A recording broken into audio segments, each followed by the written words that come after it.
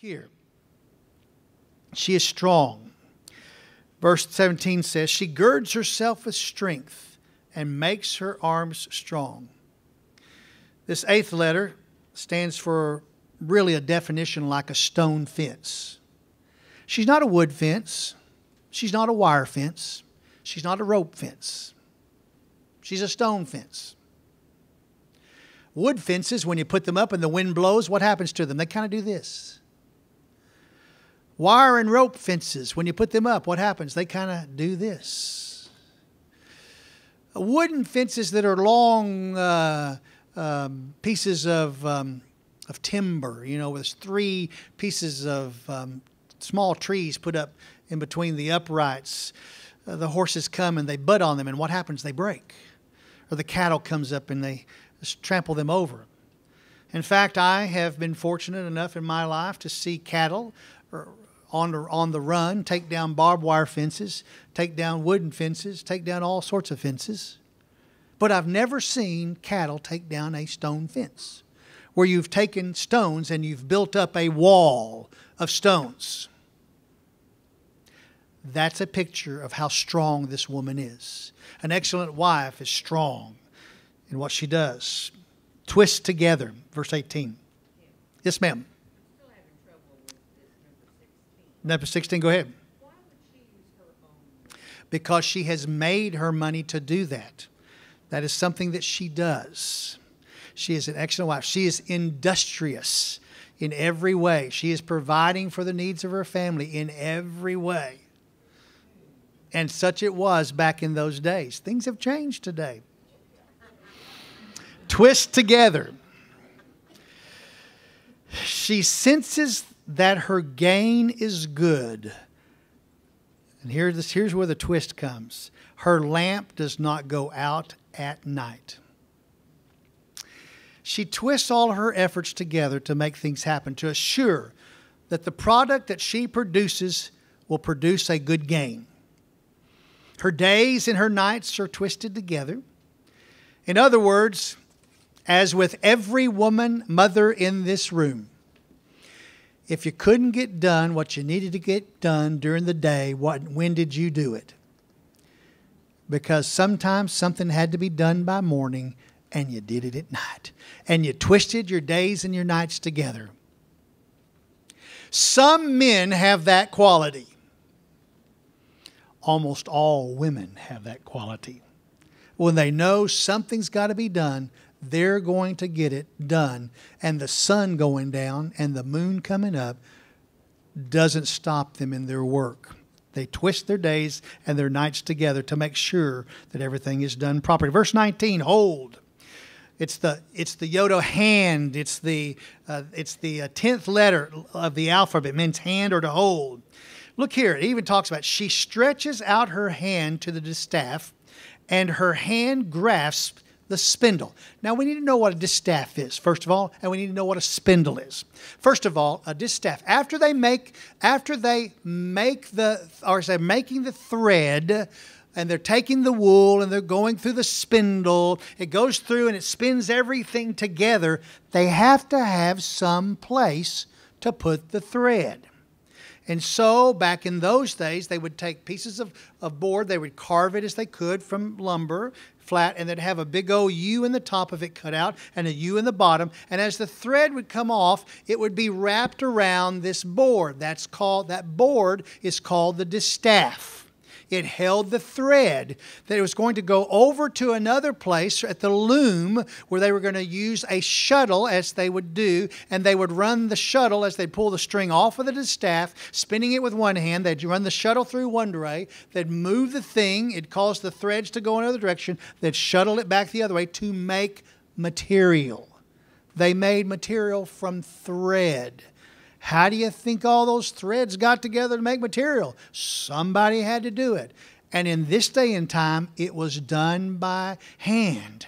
The spindle would be running with one hand. The distaff would be twisting the material as it came off with another. This woman is very proficient in what she's doing, and she can do it with both hands at the same time. It is an example of the excellent skill of an excellent wife. Outstretched hand is the 11th letter. Verse 20 says this, she extends her hand to the poor, and she stretches out her hands to the needy. The wife will care for the needy with what she has to share. You must understand, in the Bible, the needy are those, and those needs are true needs. Food, water, and clothing. That's the needs in the Old Testament. Food, water, and clothing. It's not a utility bill. It is not a mortgage payment. It is not a car payment. It is not gas in the car. It is not a motel for them to stay in. It is not buying them a house. It is food, water, drink, I should say, and clothing. And out of the abundance that she has, she provides for the needy. Some of y'all may know out of this class, members of this class, and have been for many, many years, we have a couple, they're not here today, called B and Kirk Brockhausen. Many years ago, or several years ago, Kurt was in a very difficult physical position, not expected to live over in Alexandria, Louisiana. One day I made up my mind that I was going to drive over there just to pray for him. I was literally there 15 minutes. I drove over there, prayed for him, and left. And he was on his deathbed at that point in time. Well, I knew they're natural-born children, and I knew that they had some other children, but I did not know whether they were natural-born or not. I actually thought they were natural-born. When I showed up at the hospital, there was probably 25 or 30 who were all calling B and Kurt mom and dad. And I'm sitting here going, okay, whew, B, you must have had more kids than I ever thought you had. And sure enough, she didn't. But one thing that B and Kurt did all their lives was they took in kids who had no one to take care of them. B's motto was a little more water to the soup and another package of crackers, and we got plenty. And Kurt just went along with it because he loved the kids. So when he got well and they came back over here, we had a party over here in the chapel. There must have been 75 people there. And 30 or 40 of them were calling them mom and dad. This is the daughter I raised. This is the daughter I raised. This is the daughter I raised. This is the son. This is my other son that I raised. This is my son. Okay, B. Are they yours? Are they adopted? No, we didn't adopt them. We just raised them. An excellent wife shares out of what the Lord gives for those who are truly needy. Not that they're making poor choices, but they truly are needy. By the way, everyone in this room, all of us here, some point in our life, we have had a time where we've been truly needy. Some of us. Some of us may have been when we were just 4 or 5 years old and our parents didn't have anything. And we were struggling and we were needy and somebody came along. I will never forget. Never forget. 1979, I'm in Baytown with my wife. We're married. We're not making enough money to hardly do anything with. And my wife is at the grocery store and she's filled the basket, the little part where the kids sit. Well, she's put a couple of bags of beans and a couple of bags of rice and a bag of popcorn and some Crisco oil because we're going to pop the popcorn. And that's all we could afford. That's all we could afford. And standing right in front of her was the wife of this wonderful fisherman. There's the Osgood family out of Baytown, the Osgoods. James Osgood and his wife Sharon. Sharon was there. Sharon looked around at Kay and said, well, Kay. And of course, Sharon's baskets are just full. Just full. She says, Kay, don't you need more groceries than that? And I remember Kay evidently said, well, Miss Sharon, we're just getting what we can. We eat popcorn and we eat beans and we eat rice. That's what we eat. Because, we're paying for school and we're paying for this, we're paying for that. Well, Kay didn't mean to break her heart, but evidently she broke her heart. Because about 2 hours later, they brought us 6 months' worth of groceries and everything else you needed. It was deodorant and toothpaste and toothbrushes. One to change out every month. I'd never changed a toothbrush every month in my life at that point in time. And everything that a woman might need and everything that a man might need in a family. For 6 months, they brought us 6 months worth of groceries and everything. We didn't have room in our little apartment to put everything, but we found room. It sat on our dining table as we used it up. I was so thankful. And old James, that old burly fisherman, shrimper. Now, if you haven't ever seen shrimpers, shrimpers have these big, old, huge, bony, skinny, bony hands because they're always working with shrimp. James came up and man's man. In other words, that means he couldn't say much more than, you know. He said, here. And he hands me an envelope, and out the door they go. And I open the envelope, and there's 3 $100 bills. Kay and I did not bring $300 home a month at that point in time. He gave us groceries for 6 months and 3 $100 bills. We have all been in a position sometime in our life where we needed that. And by the way, you all will sometime in your life find somebody that's in that position. A young couple struggling that needs a one-time shot of help, or maybe 2. You're not taking them to raise. You're helping them get along a little bit better. And we were making good choices. And lo and behold, it wasn't long before the church was taking care of us a little better so that we could provide food for ourselves. Everyone needs that. And an excellent wife is a woman who the Lord uses to help people who are truly needed. They know. Guys, women have wonderful intuition from the Lord that we don't have. And you all know it. Sometime in your married life, they warned you about somebody months and years before you finally got the message. And you wish you had listened many, many years earlier. She's a scholar. Oh, not a scholar like a book scholar, folks. But she knows what she's doing. She extends her hand. Verse 21. She is not afraid of the snow for her household, for all her household are clothed with scarlet. Here, this 12th letter means that she understands. She has knowledge. She's a scholar. This wife is so well trained in the necessities of caring for her family that she makes sure that when the snow comes, not only are they clothed in one layer of clothes, but they have double layers of clothes. But what's interesting for that, her household is clothed with scarlet in double layers. It's just not rags. She's made sure that they've had some of the finest clothes that they can have to make sure that they're warm. Larger body. Verse 22, the 13th letter means, mem means a larger body, such as an ocean is larger than a lake. That's where we're going here. She makes coverings for herself. Her clothing is fine linen in purple. Now, first of all, you'd think, okay, the coverings are for her. That's not the word, folks. The word is tapestry. Now, I hate to tell you this, but it wasn't many years ago when I learned that a tapestry is not, the original purpose of a tapestry was not to hang on the wall. I thought tapestries were made to hang on the wall.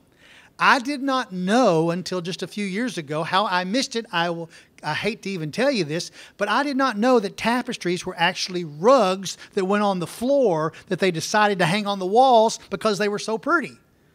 Okay? Or for some other reason. Here's the word covering. She makes carpets for her house. Now, the interesting thing about this is a covering. It's a one covering. In the homes this time, they had little bitty pieces of material they would sit on the floor. Remember, they didn't have tables and chairs like we have. If you went into a home, some of y'all would be in trouble if you went into one of these homes, because if you can't get down on the floor and get up, that's where the seat was down on the floor. We didn't have chairs like this. Everything was done on the floor and on pillows.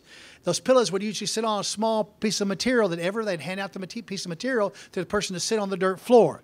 Not this excellent wife. She has a covering for the floor that is large enough for her family and all the guests who might ever come to sit on it. She has done an excellent job. She has an expensive carpet that is there. Now, not only that, she herself is wearing linen that has been dyed purple. Linen.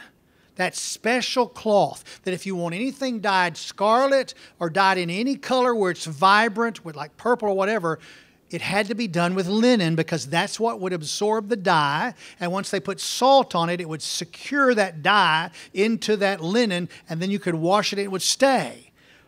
But her clothing out of linen is dyed purple. Where in the world do you get purple dye? Where you go to the Great Sea, the larger than a lake area. You go to the Mediterranean Sea. On the old maps, the Mediterranean Sea is always called the Great Sea. And there is a very long tentacled squid in the Great Sea, a special one called the Pina magna, that they would capture these squids and they would take that ink that was purple out of those squids and they would sell it as a dye. It was expensive. Where did she get the money to buy that dye? She had earned it out of the abundance of what she had done. So therefore, really and truly, she has shown that what she does is larger than what is normally done in the households. Propagate. The 14th letter, the nun, means to propagate or to increase. Verse 23, her husband is known in the gates when he sits among the elders of the land. How is he known in the gates? Because of his excellent wife. She brings an increase to him. We all know this. A husband with a wife that, let's just say an ungodly wife. That husband is the people who are dealing with that husband who has an ungodly wife, they always judge that husband a little bit or even a lot because of his wife. Because of the way she acts, the way she talks and what she does. But if a husband has an excellent wife, that excellent wife just increases the nobility and the notoriety of that husband that sits down at the gates. She brings to him an increase. She propagates who he is because of who she is. Support. The next letter of the Hebrew alphabet, the 15th letter, means support or to bind up. She makes linen garments and sells them. Here she goes again. Okay, she's had a field. She's gone about flax and wool. She's done all this stuff. Now she's making linen garments to sell. Linen garments to sell. And supplies belts to the tradesmen.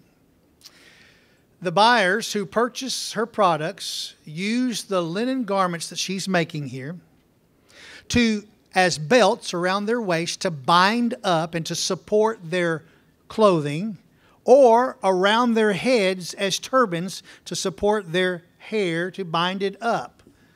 So she helps the community by selling things that she has made that deal with the word binding and support. Seen, verse 25. Strength and dignity are her clothing, and she smiles at the future. 16th letter means seen. In other words, all the onlookers see her character. But she also sees the possibility of her future. Man, there was a field.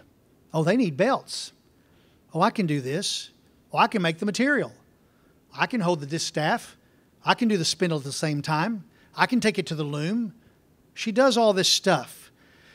Onlookers see her character, but she sees her future. And by the way, what she's really saying here is the character of the excellent woman is more important than the clothing that she is wearing. She can have the finest of all, but her character is what's important. Speech. Verse 26. She opens her mouth in wisdom, and the teachings of kindness is on her tongue. This wife uses her mouth to speak into the lives of family and of friends, words that are of wise, words that are true. She teaches them the principles that she's teaching her son here, that she's teaching Lemuel. She's saying, find you a wife that teaches principles that are full of kindness. Righteous. Verse 27, she looks well to the ways of her household, and does not eat the bread of idleness. This wife has made sure that her house, her home, her family live in righteousness. She's righteousness. She's righteous. She has set the example for her family. She has set the example, and everyone has noticed her. You know how I know that? Because of the next one. Verse 28, time. The 19th letter means time. Her children rise up and bless her. Her husband also. And he praises her, saying the next thing. Before we go to the next thing, here's what that means. Relationships take time. Every husband has a wife, but not every husband praises his wife. Every child has a mother, but not every child brings blessing and blesses his mother. But for this wife, her children have spent enough time watching what she's doing and seeing what she's doing and learning what she's teaching that they have risen up to say, Mother, how blessed you are. And the husband gives her praise because of what she does. Here's what she says. Here's what he says about her. Verse number 29, the head. The 20th letter. Many daughters have done nobly, but you excel them all. In other words, this mother is telling her son that he needs to find a wife that he can say about her, many daughters have done nobly, but you, my wife, you are head and shoulders above them all. You have proven that you exceed all of them. And by the way, before that king should take this woman as his wife, she should be proven, even though she is young, that she is above all the others in how she thinks, in how she walks, in what she does, in her character. Why? Because of favor. Verse 30. Charm is deceitful, and beauty is vain, but a woman who fears the Lord, she shall be praised. It's the 21st letter of the Hebrew alphabet. It means favor. Here she is teaching her son that the outward appearance of the woman, the outward appeal of the woman, means absolutely nothing. Many a man has fallen in love with a good-looking woman and married her way too quickly. And then after he married her, found out, uh-oh, this woman has a side that I never thought she would have. She was pretty on the outside, but she's ugly on the inside.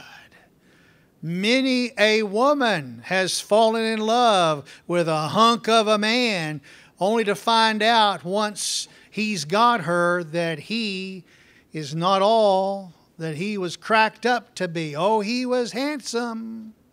Now, lest I offend some of y'all, just think back to your high school days. Think back to those quick marriages that happened right after high school that ended, and the stories that went around about how terrible one of the partners was. And then lo and behold, that dear little girl went off and married another guy who was just like the first guy. She hadn't changed her specifications yet because she was looking out for and instead of, oh yes, he's a godly guy. And lo and behold, that marriage goes south. And then the third, and then the fourth. Same thing happens on the other side of the field with the guys. They've married the beauty, but the beauty is not the one who has the interior beauty. And so it is that we see. Now, fortunately, most of y'all in here, you've married the beauties that are beauties with inside. And a lot of you and all of you women are beautiful on the outside. I don't know how I'm going to get out of this one, so I'm going to keep on going. In other words, the mother teaches her son that what matters is the inner person and how that person feels about the Lord. Does she worship the Lord? If she worships the Lord, and that's the most important thing to her, she should be praised. Is her soul in harmony with the Lord? Then she should be praised. Such a woman should be the king's wife. Such a woman every girl should strive to be. Such a woman deserves the praise of her husband. Finally, she ends with the last letter of the Hebrew alphabet. It's the word that means covenant.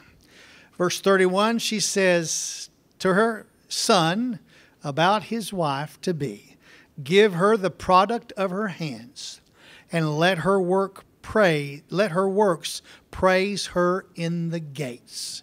What a wise thing for a mother to say to her son about his wife. This last word, this mother is saying to her son that it is his responsibility to find an excellent wife. But once he's found her, he is to let her work. He is to let her to do what she has been trained to do. He is to let her to do what she desires to do as an excellent wife. He is not to, get this is the important part. Mom knew what she's telling this king. Don't take credit, son, for what your wife does. Don't take credit for her accomplishments.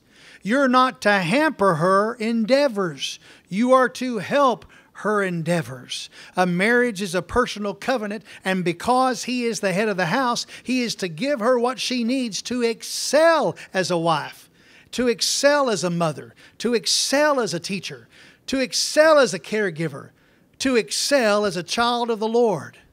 And down at the gates, he is not to take credit for it, where he is the judge because of the good graces of the people, saying, he has got a good wife, an excellent wife. We want him to rule over us, and he better be a righteous man. But when she does something good, the husband should not take credit for it. He should say, isn't she? He should give her praise. Isn't she wonderful? She loves the Lord.